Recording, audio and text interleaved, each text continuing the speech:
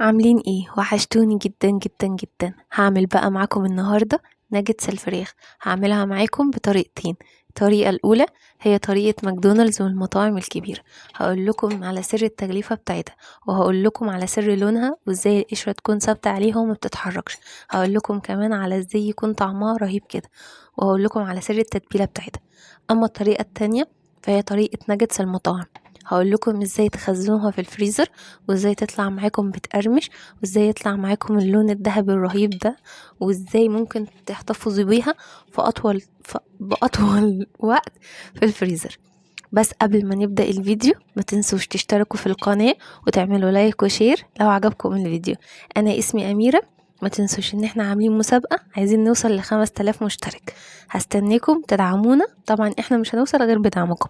يلا بينا نبدأ الفيديو. انا معايا هنا كده في الاول صدرين من الفراخ. الصدرين هيعملوا معايا بالظبط حوالي 18 قطعة. ممكن لو انت عملتي قطعة اقل ممكن تعملي بيهم يعني لو عملتي حجمها اقل تعملي قطع اكتر. في الاول هنا انا عندي الصدرين بمسكهم اقطعهم. طبعا لو فيها دهون انا مش بشيل منها الدهون خالص، بمسكهم كده اقطعهم قطع كبيرة.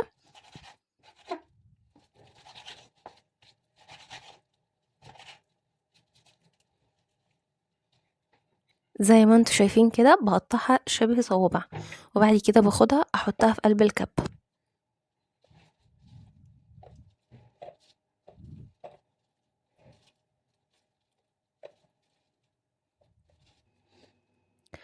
انا هنا حطيتها في قلب الكب. هبدأ بقى ان انا احط التوابل بتاعتها. حطيت عليها معلقتين كبار من النشا، معلقة من مرقة الدجاج ودي مش اختياري، مرقة الدجاج هنا اساسية، نص معلقة صغيرة من البابريكا، نص معلقة صغيرة من الكزبرة الناشفة، نص معلقة صغيرة من الفلفل الاسمر، معلقة كبيرة من الملح، نص معلقة صغيرة من الثوم البودر، نص معلقة صغيرة من البصل البودر.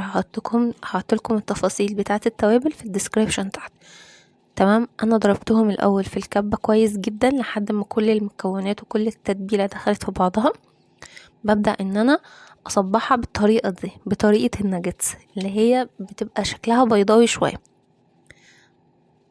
بحطها بعد ما بصبحها كده كلها بحطها على ورقة زبدة جنبي. بعمل كل الكمية بنفس الطريقة.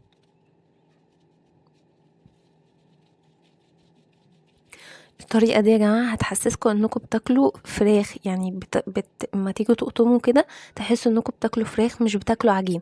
غير طريقة المصانع، هي بنفس الطريقة، ولكن المصانع بيدخلوا فيها عجين. احنا مش، لما تيجوا تعملوها هتحسوا انكم مش بتاكلوا عجين، تحسوا انكم بتاكلوا فراخ بجد. وكده انا صبعت كل الكمية. هقول لكم بقى من الطريقة الأولانية أنا بعملها بالكورن فليكس. الكورن فليكس السادة العادي بتاعنا جدا، باخده وبضربه في قلب الكبة، بطحنه طحن خشن، يعني بيكون فيها تكتلات قدامي كده زي ما انت شايفه. باخد من الفراخ واحطها اغلف بيها بالكورن فليكس. طبعا بعد ما بتعملي الخطوة دي ممكن تسويها بكذا طريقة. الأول بدخلها التلاجة لمدة نص ساعة أو ساعة، ممكن تدخليها لمدة ربع ساعة في الفريزر بس تمسك نفسها، وبعد كده بتطلعيها تسويها بالطريقة اللي تعجبك. ممكن تبخي عليها بخة زيت وتدخليها الفرن، برضه هتطلع مقرمشة جدا. وممكن تحطيها في الاير فراير، برضه تدهنيها دهنة زيت وتحطيها في الاير فراير وبرضه هتطلع مستوية مقرمشة جدا. وممكن بقى تعملوها زي ما انا عملتها كده بالطريقة التقليدية اللي احنا ممكن نسويها في الزيت، ودي افضل طريقة انا بحبها جدا. وكده انا عملت نص الكمية اللي كانت معايا بطريقة الكورن فليكس اللي هي بطريقة المصانع. ممكن بعد الخطوة دي تحطوا فيها بين كل طبقة وطبقة اكياس وتخزنوها في الفريزر وتطلعوا على القلي على طول. اما الطريقة التانية اللي هي طريقة ماكدونالدز، انا حطيت هنا بالظبط كوباية من الدقيق عليها نص كوباية من النشا، والنشا ده الاساسي هو اللي هيخليها تقرمش. بعد كده حطيت عليها كوبايتين من المية. بعد كده قلبتها كويس جدا. انا مش عايزاها بقوام الكيكه، انا عايزاها قوام اخف من قوام الكيكه. بعد كده حطيت عليها بيضايه، بعد كده حطيت عليها نص معلقه من الملح، وقلبتها كويس جدا جدا جدا لحد ما البيضايه تمتزج مع الدقيق كله ويبقى القوام اللي قدامك ده.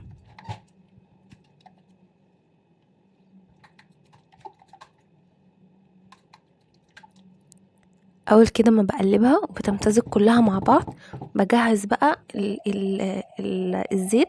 اول لما الزيت بيسخن ببدأ ان انا اطلع الفراخ من الفريزر.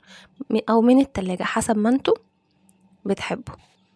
انا طلعت هنا الاول اللي هي بطريقه اللي هي بالكورن فليكس، طلعتها من الفريزر على القلي على طول. طبعا انتوا لو حابين تخلوها في الفريزر مده اطول، يعني ممكن يومين او 3، ممكن 10 ايام، ممكن شهر، زي ما تحبوا.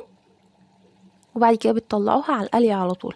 ممكن تعملوها كده والاولاد رايحين على المدرسه، لو انتوا راجعين من الشغل مثلا حابين تعملوا اكل سريع، هي دي حلاوتها يعني. ممتازه جدا وسريعه جدا، مش بتاخد 10 دقايق قلي وخلاص بتكون جاهزه. كده انا قلبتها كل شويه على، يعني كل ما تاخد جهه كل ما تحمر من جهه بقلبها شويه. والطريقه دي ممتازه جدا، انا شخصيا حبيت الطريقه دي اكتر من طريقه ماكدونالدز.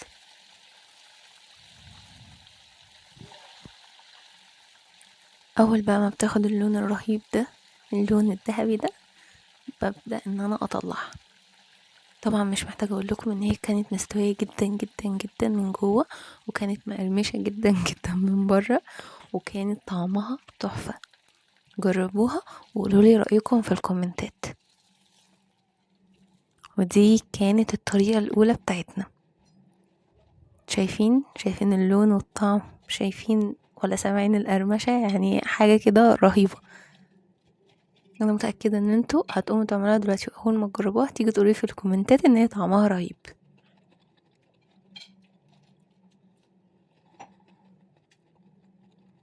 الطريقة دي زي طريقة المطاعم بالظبط، زي طريقة المصانع عفوا. ممكن تتخزن في الفريزر. حلاوتها ان هي ممكن تخلص، بتتعمل في 10 دقايق، بتخلص في اسرع وقت، وسهلة جدا، وطعمها رهيب برضو. تعالوا بقى اما نعمل الطريقة التانية اللي هي بتاعت ماكدونالدز. طبعا انا بطلع الفراخ من التلاجة بعدها بنص ساعة او بساعة، بحطها في قلب التتبيلة على طول، وبعد كده بحطها في طاسة سخنة على نار متوسطة مايلة للهادي، ما تبقاش النار عالية قوي عشان خاطر ما تتحرقش وتبقى نية من جوه. طبعا انا هنا غلطت غلطة ان المعلقة كان فيها يعني كان فيها من الخلطة العجينة دي كتير، فعملت مني عمل كده في الطاسة، يعني وردة كده كبيرة. انتوا صفوها شوية قبل ما تحطوها في الطاسة. تمام.